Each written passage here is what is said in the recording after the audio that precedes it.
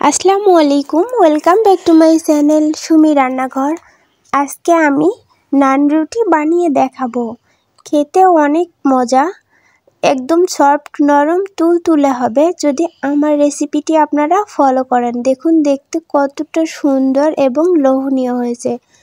এই নান রুটি গরুর মাংস বা খাসির মাংস যে কোনো কাবাবের সাথে খেতে কিন্তু অনেক মজা। তো কথা না বাড়িয়ে চলুন চলে যাই মূল রেসিপিতে।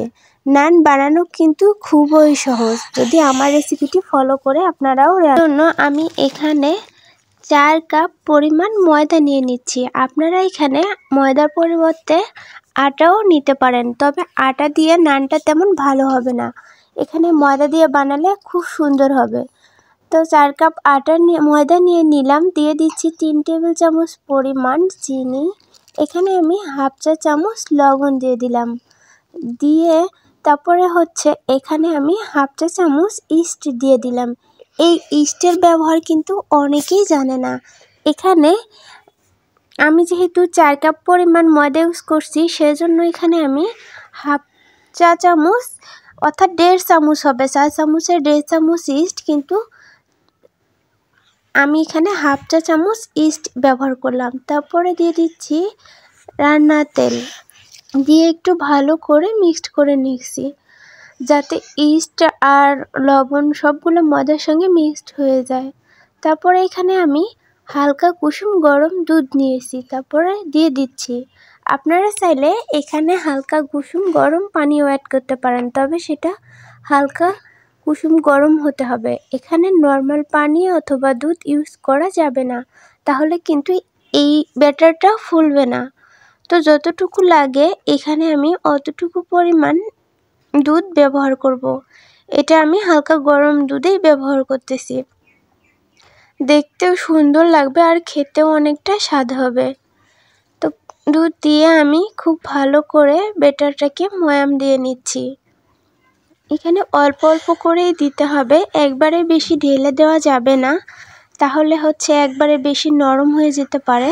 তো দেখতে পাচ্ছেন আমার ব্যাটারটি কিন্তু একবারেই রেডি। এখন উপর থেকে 2 টেবিল চামচ পরিমাণ তেল দিয়ে আর একটু ময়াম দিয়ে আমি এটাকে রেস্টে রেখে দেব 2 ঘন্টার জন্য। তো আমার এটা ভালো করে ময়াম দেওয়া হয়ে গেছে। এখন আমি এটাকে রেস্টে রেখে দেব। তার জন্য আমি এখানে একটা পলিব্যাগ নিয়েছি।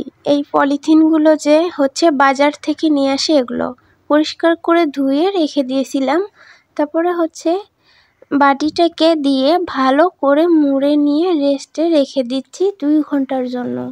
যদি ব্যাটারটা পারফেক্ট হয় তো ভালোভাবে ফুলবে। দেখুন ব্যাটারটা কিন্তু আমার ফুলে একদম টইটুম্বুর হয়ে গেছে, মনে হচ্ছে বাটিতে ধরবেই না, পড়ে যাচ্ছে এমন অবস্থা। আমার বাটিটা কিন্তু এ পর্যায়ে ছোট হয়ে গেছিল। আর আপনারা চাইলে একটু বড় বাটি ইউজ করবেন যাতে পড়ে না যায়। দেখুন একদম উপচে পড়ে গেছে কিন্তু।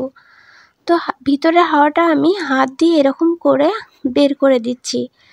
দিয়ে চারপাশ থেকে নিয়ে হাত দিয়ে করে আমি হাওয়াটাকে বের করে দিয়ে ব্যাটারটা আর একটু ভালো করে ময়াম দিয়ে নেব। দেখতে পাচ্ছেন আমি হাত দিয়ে কিভাবে কাজটা করে নিচ্ছি। তারপরে এখান থেকে একটু ডো নিয়ে আমি একটা রুটি বেলে নেব। তার জন্য আমি একটু ডো নিয়ে বোর্ডের উপরে নিয়ে নিলাম আর একটু ময়দা ছিটিয়ে দিলাম। দিয়ে তারপর রুটিটাকে বেলে নিচ্ছি। মিডিয়াম সাইজের একটা রুটি বেলে নেব, বেশি মোটাও না বেশি পাতলাও না। দেখতেই পাচ্ছেন আমি কিভাবে রুটিটা বেলে নিচ্ছি। রুটিটা বেলা হয়ে গেলে এখানে আমি সামান্য কিছু ধনিয়া পাতা কুচি দিয়ে দিব, দেখার জন্য খেতেও অনেক ভালো লাগবে। আবারও একটু প্রেস করে হালকা প্রেসে আমি রুটিটাকে বেলে নিচ্ছি যাতে ধনিয়া পাতাগুলো খুব ভালোভাবে সেট হয়ে যায়। এবারে আমি নান ভাজার জন্য একটা চুলার উপরে ফ্রাই প্যান বসিয়ে দিয়েছি, এটাকে হালকা গরম করে নিয়েছি। তারপরে রুটিটাকে দিয়ে দিলাম, তারপরে একটা ঢাকনা দিয়ে ঢেকে কিছুক্ষণ অপেক্ষা করব। কিছুক্ষণ পর দেখতে পাচ্ছেন আমার রুটিটা কিন্তু অলরেডি এক পাশ হয়ে গেছে। এখন আমি উল্টিয়ে দিচ্ছি। আবার উল্টিয়ে দিয়েও আমি কয়েক সেকেন্ডের মতো এই রুটিটাকে ভেজে নেব। কয়েক সেকেন্ড হয়ে গেছে, ওপাশটা আমার ভালো করে ভেজে নেওয়া হয়ে গেছে। এখন আপনারা চাইলে এখানে বাটার বা ঘি ইউজ করতে পারবেন।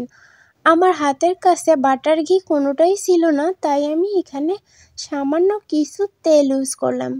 দিয়ে আমি এখন এটাকে তুলিয়ে নিলাম। দেখুন কতটা সুন্দর হয়েছে দেখতে। আমি আরও একটা আপনাদের ভেজে দেখাবো। তো আরও একটা আমি ভেজে নিয়েছি, দেখতে পাচ্ছেন একই রকমভাবে আমি ভেজে নিয়েছি।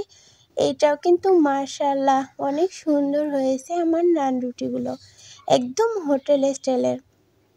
তো আমি এক এক করে সবগুলো নান ভেজে নিয়েছি, দেখতে পাচ্ছেন অনেক সুন্দর হয়েছে। কিন্তু আমার এই নান রুটিগুলো একদম সফট, নরম, তুলতুলে, দেখে অনেক লোভ লাগতেছে যে এখনই খেয়ে ফেলি।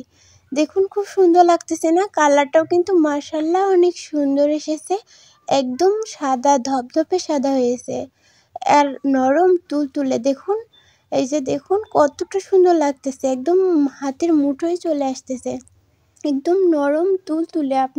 আপনাদের একটা ছিঁড়ে দেখাচ্ছি ভিতরটা কতটা সুন্দর হয়েছে। এই যে দেখুন কতটা জালিদার, খুব সুন্দর হয়েছে। এগুলো গরুর মাংস, শিক কাবাব, বটি কাবাব এইসবের সঙ্গে কিন্তু বেস্ট ভালো লাগে, মানে খেতে অনেক ভালো লাগে, এত বেশি যে আপনাদের লোভ সামলাতে পারবে না। দেখুন দারুণ লাগতেছে কিন্তু, এগুলো খেতে অনেক মজা হয়। ছোট থেকে বড় সবারই পছন্দ এই নান, সবাই অনেক মজা করে খাবে।